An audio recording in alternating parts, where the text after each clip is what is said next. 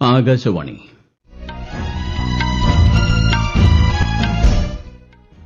നമസ്കാരം. വാർത്തകൾ വായിക്കുന്നത് ഗോപകുമാർ.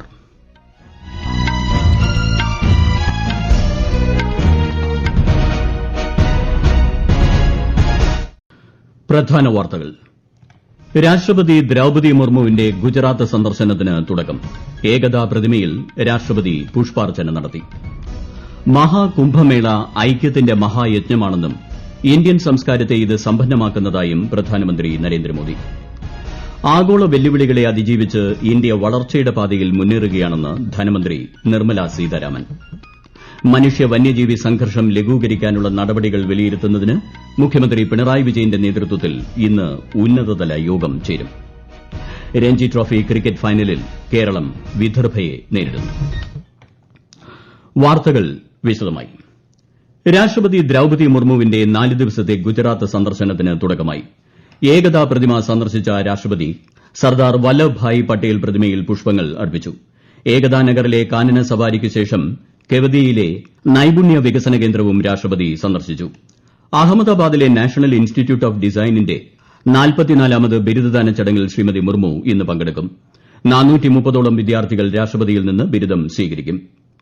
ഗാന്ധിനഗറിലെ നാഷണൽ ഫോറൻസിക് സയൻസ് യൂണിവേഴ്സിറ്റിയുടെ 3ാമത് ബിരുദദാന ചടങ്ങിലും രാഷ്ട്രപതി നാളെ പങ്കെടുക്കും.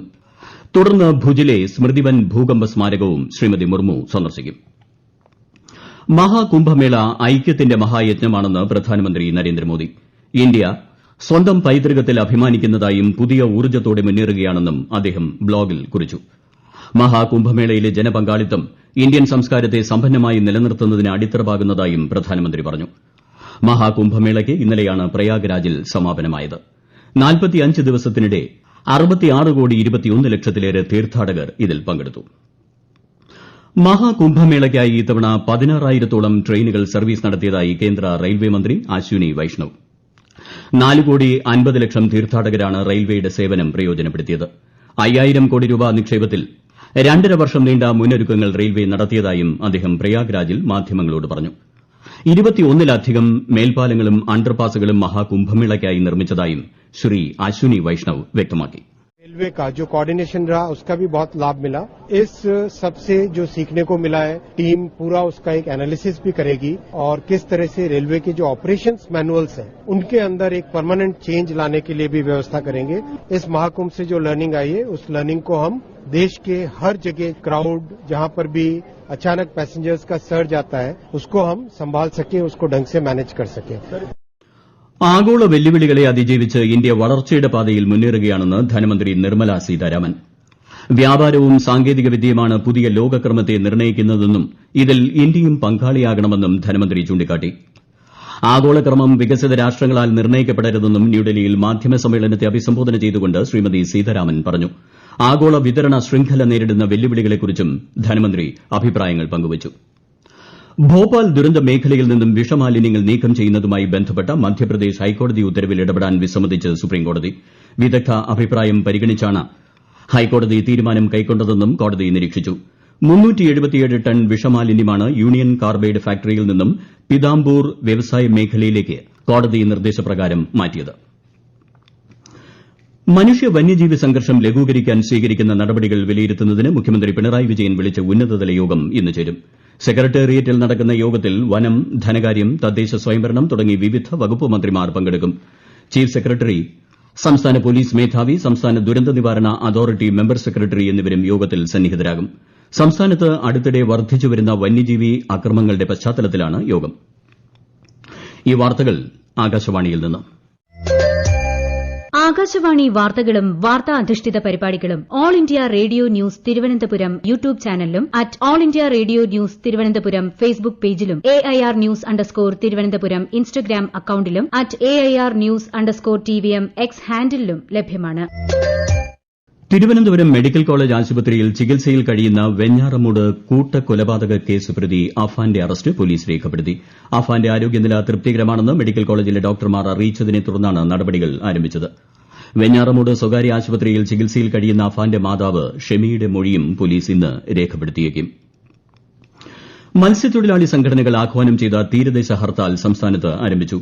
മത്സ്യത്തൊഴിലാളികൾ കടലിൽ പോകാതെയാണ് പ്രതിഷേധത്തിൽ പങ്കുചേരുന്നത്. മത്സ്യബന്ധന തുറമുഖങ്ങളുടെയും വിപണന കേന്ദ്രങ്ങളുടെയും പ്രവർത്തനത്തെ ഹർത്താൽ ബാധിച്ചിട്ടുണ്ട്. ഇന്ന് അർദ്ധരാത്രി വരെ നീളുന്ന ഹർത്താലിന്റെ ഭാഗമായി സംസ്ഥാനത്ത് പ്രതിഷേധ പ്രകടനങ്ങളും പൊതുസമ്മേളനങ്ങളും സംഘടിപ്പിച്ചിട്ടുണ്ട്. ഐക്യരാഷ്ട്ര മനുഷ്യാവകാശ സമിതിയിൽ പാകിസ്ഥാനെതിരെ രൂക്ഷ വിമർശനവുമായി ഇന്ത്യ. അന്താരാഷ്ട്ര സഹായത്തെ ആശ്രയിച്ച് കഴിയുന്ന പരാജയപ്പെട്ട രാജ്യമാണ് പാകിസ്ഥാനെന്നും തെറ്റായ വിവിധ കാര്യങ്ങൾ പാക് നേതാക്കൾ പ്രചരിപ്പിക്കുന്നതായും യുഎന്നിലെ ഇന്ത്യൻ സ്ഥിരാംഗം ക്ഷിതിജ് ത്യാഗി വിമർശിച്ചു. ലഡാക്കിനൊപ്പം ജമ്മുകാശ്മീരും എക്കാലവും ഇന്ത്യയുടെ അവിഭാജ്യ ഘടകമായി തുടരുമെന്നും UNHRCയുടെ 58ാമത് സമ്മേളനത്തിൽ ഇന്ത്യ വ്യക്തമാക്കി. The Union territories of Jammu and Kashmir and Ladakh were, are and will always remain an integral and inalienable part of India. The unprecedented political, social and economic progress in Jammu and Kashmir in the past few years speaks for itself. These successes are a testament to the people's trust in the government's commitment to bring normalcy to a region scarred by decades of Pakistan-sponsored cross-border terrorism. ദേശീയ sports ഫെഡറേഷനുകൾക്ക് ധനസഹായം നൽകുന്നതിനുള്ള മാനദണ്ഡങ്ങൾ പരിഷ്കരിക്കുന്നതിന് കേന്ദ്ര സർക്കാർ 6 സമിതിക്ക് രൂപം നൽകി. കായിക വികസന ജോയിന്റ് സെക്രട്ടറിയുടെ നേതൃത്വത്തിലുള്ള സമിതി 15 ദിവസത്തിനകം റിപ്പോർട്ട് സമർപ്പിക്കുമെന്ന് യുവജനകാര്യ കായിക മന്ത്രാലയം അറിയിച്ചു. തെലങ്കാനയിലെ SLBC തുരങ്കത്തിൽ കുടുങ്ങിയ 8 പേരെ പുറത്തെത്തിക്കാനുള്ള രക്ഷാദൌത്യം പുരോഗമിക്കുന്നു. കൃത്യമായ മാർഗ്ഗരേഖയുടെ അടിസ്ഥാനത്തിൽ നടക്കുന്ന രക്ഷാപ്രവർത്തനം അതിവേഗത്തിലാക്കാനാണ് ശ്രമിക്കുന്നതെന്ന് തെലങ്കാന ജലസേചന മന്ത്രി ഉത്തംകുമാർ റെഡ്ഡി അറിയിച്ചു. ഇതിനായി വിദഗ്ധരുടെ സേവനം ഉൾപ്പെടെ പ്രയോജനപ്പെടുത്തുന്നുണ്ട്. കഴിഞ്ഞ ശനിയാഴ്ചയാണ് തുരങ്കത്തിന്റെ മേൽത്തട്ട് തകർന്ന് 8 പേർ കുടുങ്ങിയത്. ശ്രീലങ്കൻ ജയിലിൽ നിന്ന് മോചിതരായ 27 മത്സ്യത്തൊഴിലാളികൾ ഇന്ന് ചെന്നൈയിൽ മടങ്ങിയെത്തി. സമുദ്രാതിർത്തി ലംഘിച്ചതിന് കഴിഞ്ഞ ഡിസംബർ ജനുവരി മാസങ്ങളിലായാണ് ഇവരെ ശ്രീലങ്കൻ നാവികസേന അറസ്റ്റ് ചെയ്തത്. മത്സ്യത്തൊഴിലാളികളെ വീടുകളിലേക്ക് അയക്കാനുള്ള ക്രമീകരണങ്ങൾ തമിഴ്നാട് സർക്കാർ ഒരുക്കിയിട്ടുണ്ട്. അസമിലെ മോറിഗാവ് ജില്ലയിൽ ഭൂചലനം. റിക്ടർ സ്കെയിലിൽ 5 തീവ്രത രേഖപ്പെടുത്തിയ ഭൂചലനമാണ് ഇന്ന് പുലർച്ചെയുണ്ടായത്. ഗുവാഹത്തിയിലും സംസ്ഥാനത്തിന്റെ വിവിധ ഭാഗങ്ങളിലും പ്രകമ്പനം അനുഭവപ്പെട്ടു. ഭൂചലനത്തിൽ ആളപായമോ നാശനഷ്ടമോ റിപ്പോർട്ട് ചെയ്തിട്ടില്ല. രഞ്ജി ട്രോഫി ക്രിക്കറ്റ് ഫൈനലിൽ കേരളം വിദർഭയെ നേരിടുന്നു. ഒന്നാം ഇന്നിംഗ്സിന്റെ 2ാം ദിനത്തിൽ വിദർഭ 9 വിക്കറ്റ് നഷ്ടത്തിൽ 373 റൺസ് എന്ന നിലയിലാണ്. ടോസ് നേടിയ കേരളം വിദർഭയെ ബാറ്റിംഗിന് അയക്കുകയായിരുന്നു. നാഗ്പൂരിൽ നടക്കുന്ന മത്സരത്തിൽ കന്നി രഞ്ജി ട്രോഫി കിരീടം ലക്ഷ്യമിട്ടാണ് കേരളം കളത്തിലിറങ്ങിയത്. ICC ചാമ്പ്യൻസ് ട്രോഫി പുരുഷ ക്രിക്കറ്റിൽ ഇന്ന് നടക്കുന്ന അവസാന ഗ്രൂപ്പ് മത്സരത്തിൽ പാകിസ്ഥാൻ ബംഗ്ലാദേശിനെ നേരിടും. ഇന്ത്യൻ സമയം ഉച്ചയ്ക്ക് 2:30 മത്സരം. ഇന്നലെ നടന്ന മത്സരത്തിൽ അഫ്ഗാനിസ്ഥാനോട് പരാജയപ്പെട്ടതോടെ ഇംഗ്ലണ്ട് ടൂർണമെന്റിൽ നിന്ന് പുറത്തായി. രാജ്യത്തെ ഓഹരി വിപണികളിൽ സമ്മിശ്ര നിലയിൽ വ്യാപാരം പുരോഗമിക്കുന്നു. സെൻസെക്സ് 16 പോയിന്റ് നേട്ടത്തിൽ 74,619ലും നിഫ്റ്റി 16 പോയിന്റ് നഷ്ടത്തിലും വ്യാപാരം തുടരുകയാണ്. സ്വർണ്ണവില കുറഞ്ഞു. ഗ്രാമിന് 40 രൂപ കുറഞ്ഞ് 8,010 രൂപയും പവന് 320 രൂപ കുറഞ്ഞ് 64,080 രൂപയുമായി. മധ്യപ്രദേശിലെ ചിത്രകൂടിൽ നടക്കുന്ന ഭാരതരത്ന നാനാജി ദേശ്മുഖ് 15ാം ചരമവാർഷിക ദിനാചരണ ചടങ്ങിൽ കേന്ദ്ര ആഭ്യന്തരമന്ത്രി അമിത്ഷാ ഇന്ന് പങ്കെടുക്കും. മധ്യപ്രദേശ് മുഖ്യമന്ത്രി മോഹൻ യാദവ് ഉൾപ്പെടെയുള്ള പ്രമുഖരും ചടങ്ങിൽ പങ്കെടുക്കുന്നുണ്ട്. European commission president Ursula von der Leyen 2 ദിവസത്തെ സന്ദർശനത്തിനായി ഇന്ന് ഇന്ത്യയിലെത്തും. വിദേശകാര്യമന്ത്രി എസ് ജയശങ്കറുമായി ഉർസുല വോൺ ഡെർ ലെയ്ൻ കൂടിക്കാഴ്ച നടത്തും. പ്രധാനമന്ത്രി നരേന്ദ്രമോദിയുമായുള്ള പ്രതിനിധിതല ചർച്ച നാളെയാണ്. യൂറോപ്യൻ കമ്മീഷൻ പ്രസിഡന്റ് ഇന്ത്യ സന്ദർശനം ഉഭയകക്ഷി ബന്ധം കൂടുതൽ ശക്തിപ്പെടുത്തുന്നതിന് വഴിയൊരുക്കും. ആഫ്രിക്കൻ രാജ്യങ്ങളുടെ പ്രതിരോധശേഷി വിതരണ ശൃംഖല ശക്തിപ്പെടുത്തുന്നതിന് ഇന്ത്യ ജപ്പാൻ സഹകരണം ആവശ്യമാണെന്ന് വിദേശകാര്യമന്ത്രി എസ് ജയശങ്കർ. ഇന്ത്യ ആഫ്രിക്ക ഉഭയകക്ഷി വ്യാപാരം ഏകദേശം $100 ബില്യൺ എത്തിയതായി അദ്ദേഹം പറഞ്ഞു. ജപ്പാൻ ഇന്ത്യ ആഫ്രിക്ക ബിസിനസ് ഫോറത്തിൽ വെർച്വലായി സംസാരിക്കുകയായിരുന്നു അദ്ദേഹം. ഗെയിൻ ബിറ്റ്കോയിൻ അഴിമതിയുമായി ബന്ധപ്പെട്ട അന്വേഷണത്തിനിടെ 24 കോടിയോളം രൂപയുടെ ക്രിപ്റ്റോ കറൻസികൾ സിബിഐ പിടിച്ചെടുത്തു. ഇതുമായി ബന്ധപ്പെട്ട് 60-ലധികം സ്ഥലങ്ങളിൽ സിബിഐ തിരച്ചിൽ നടത്തി. തിരച്ചിലിൽ ഹാർഡ്വെയർ, ക്രിപ്റ്റോ വാലറ്റുകൾ ഉൾപ്പെടെ ഒട്ടേറെ രേഖകൾ പിടിച്ചെടുത്തു.